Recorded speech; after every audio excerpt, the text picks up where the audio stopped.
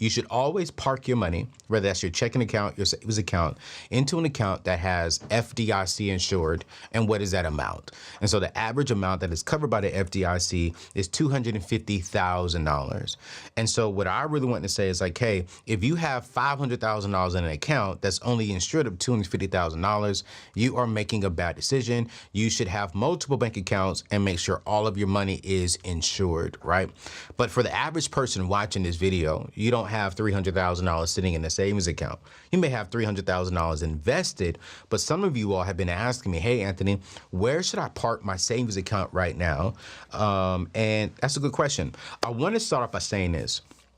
The average savings account in the U.S. has an interest rate of 0.35 APY. APY simply means your annual percentage per year, right? But this type of savings account has a big impact on interest rates. So right now we're seeing that the average bank account, the average savings account in America is 0.35. Why is it 0.35? Well, these are your Bank of Americas. These are your big branches that are local in your branch. They're giving you 0.35%.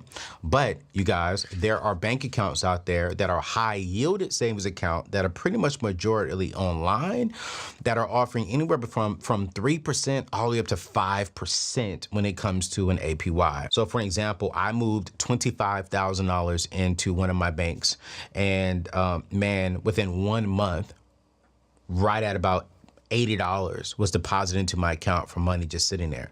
Now that's not like a whole lot of money. It's not, but it's a whole lot of money for my money just sitting there, because I put $25,000 in that account. I have another like $60,000, $70,000, $75,000 sitting in this other savings account. And within the same time frame, that account made $8. My $25,000 made what? $80.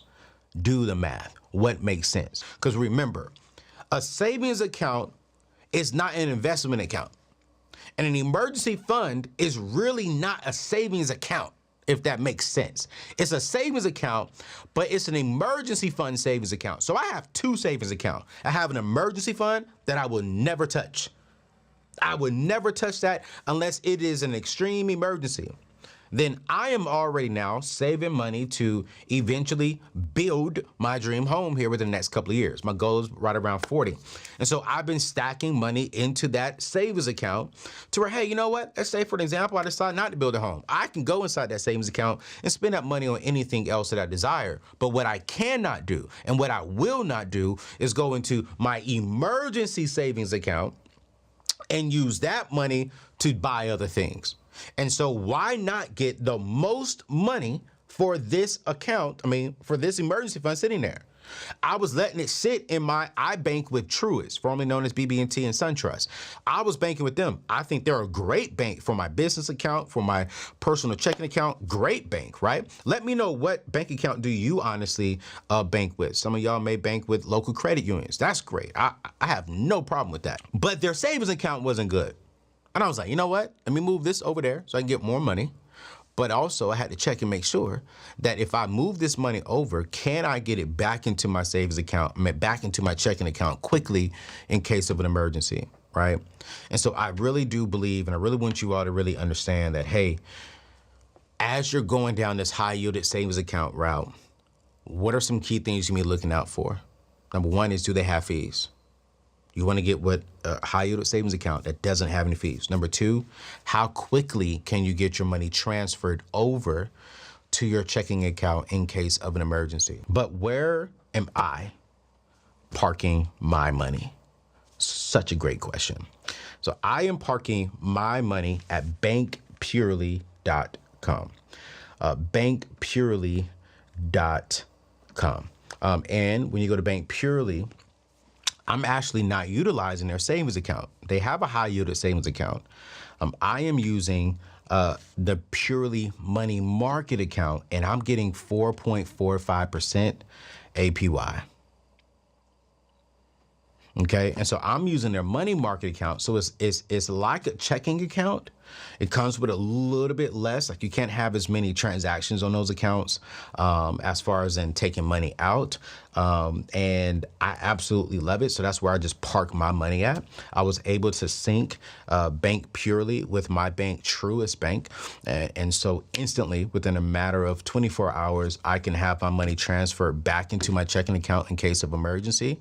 And then I'm also putting just a little bit more money into there. I told you all that for my emergency fund, I want to have at least 6+ figures in there just because of my life and my lifestyle and with me having a business.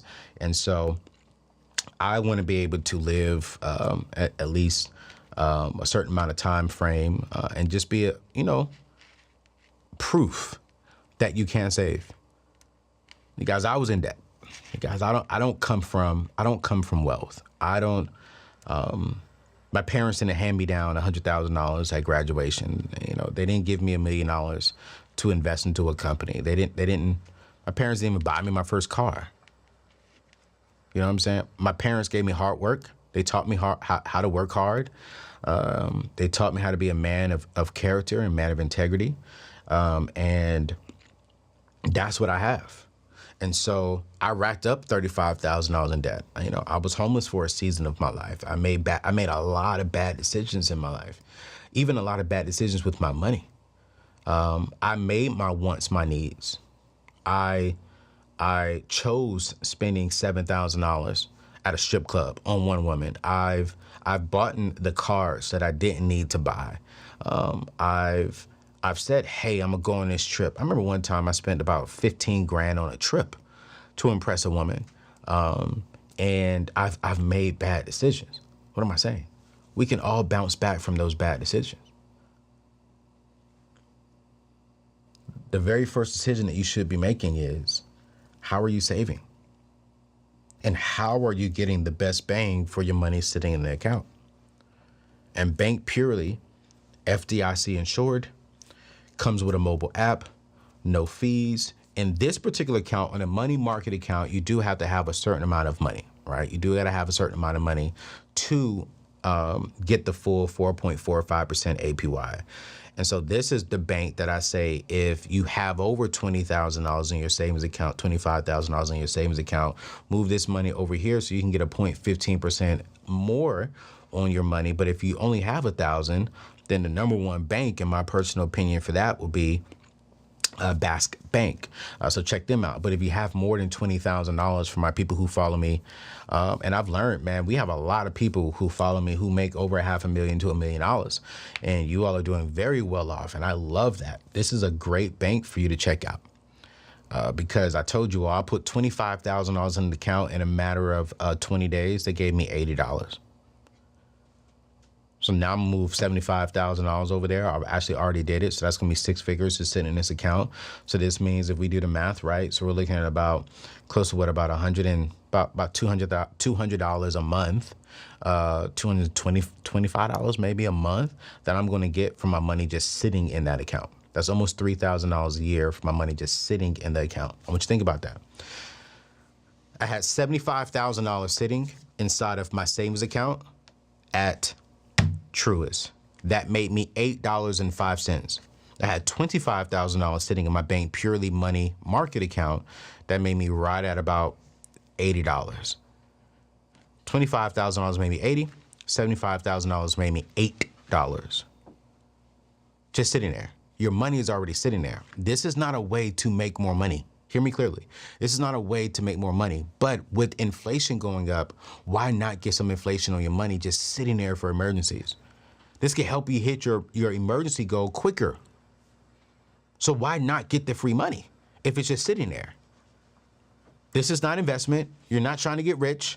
This is, if my money's going to sit there for a year anyways, for 6 months anyways, why not get the most bang for your buck?